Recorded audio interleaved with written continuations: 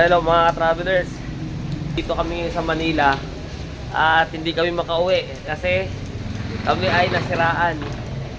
Ang ginamit namin ngayon si Starex.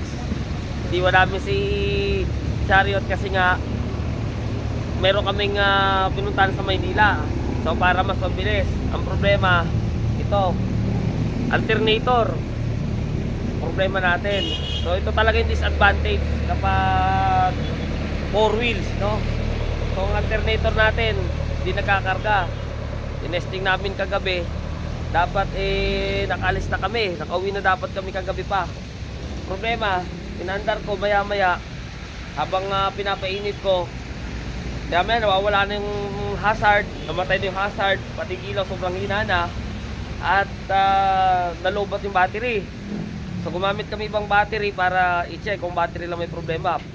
Nung napalitan namin, naggamit kami ibang battery, ni-start namin. Pag-start, ano nangyari? Umi-start. Tapos tinanggal namin yung isang connection, namatay. So inulit namin. Start uli. Tapos tinanggal uli yung isang connection ng battery, namatay uli. So ang findings sa ganon na sitwasyon ng sasakyan ay alternator. Kasi nag-start naman pag maganda yung battery. So okay yung battery, lang ang problema na low-bat. So tanong, bakit na low-bat na umaandar naman? Ayan.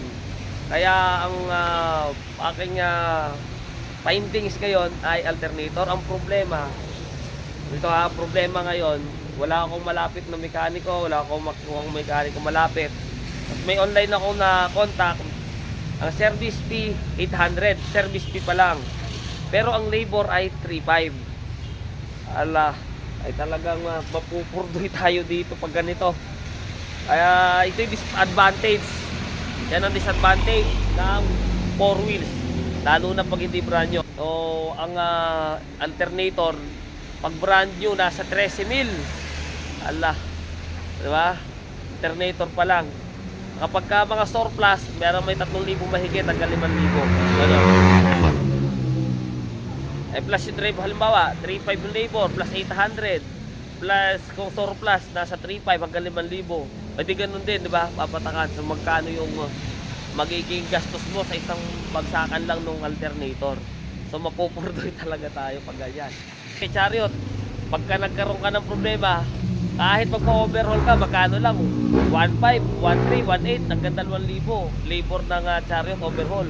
Tapos yung pyesa nun, pagka meron kang 20,000, sobra-sobra yun sa pyesa ng makina. Brand yung makina mo.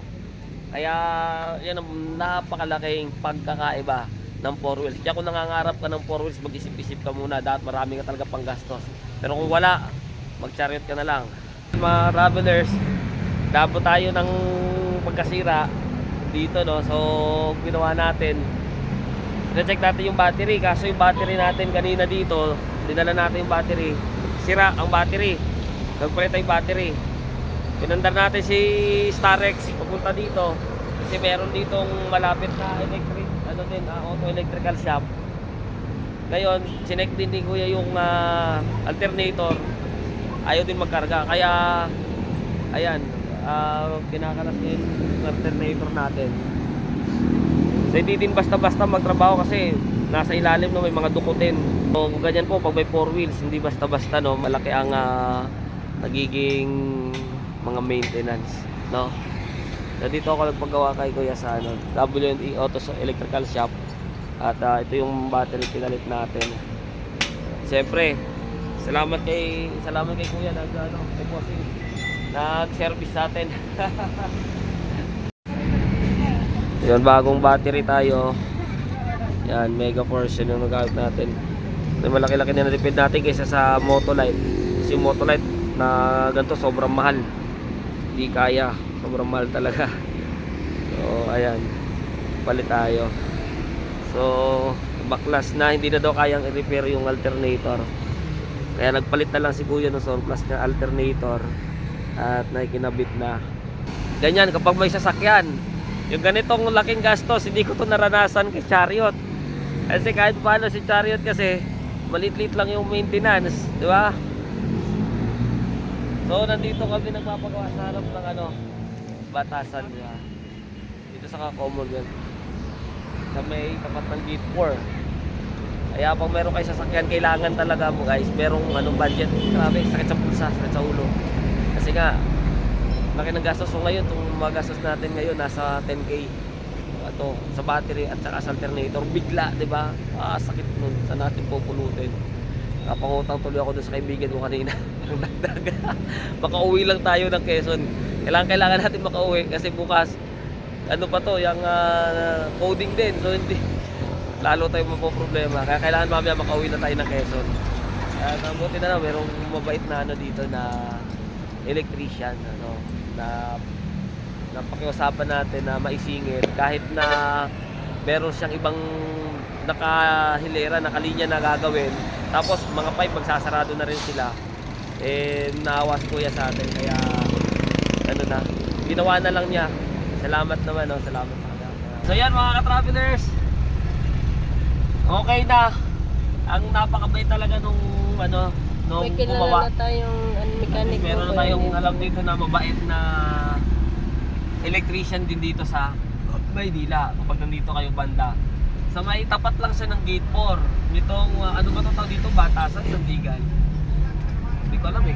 Basta ito yung ng gobyerno. So sa gate 4, dito to sa IBP ba yun? IBP Road.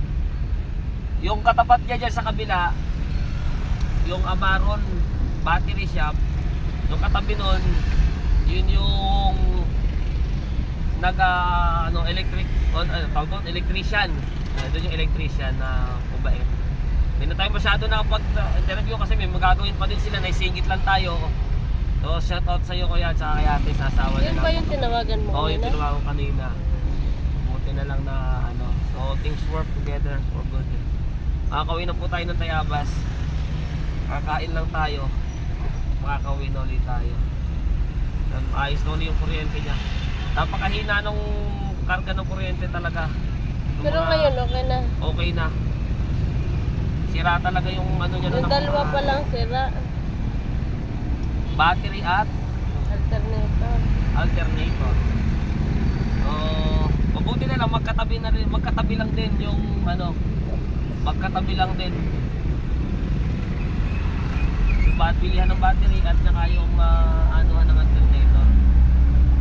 Pagawaan. So hindi natin pina-repair kasi sabi ni Kuya talagang damage na rin. Ang plano sana niya, repair niya na lang. Dami. Mabuti mayroon naman siyang surplus doon, yun na lang ang nilagay niya. Tapos isinwap na lang natin yung lumang sira na bawasan niya na ng 700. O malaking bagay na sa 700, di ba? As yung 450 na labor, hindi minus 4,000 plus na lang yung bayaran natin. Kasi 5,000 yung alternator. Okay na, napakalala na. Kapag meron kayong Starix. sasakyan, SBX din yun. Ganda rin, no? SBX din. Kapag meron kayong sasakyan, dapat lagi kayong ready lakas ang loob. Lalo na pag medyo luma-luma. Side na side kami ngayon, sagad na sagad talaga. Sagad na sagad.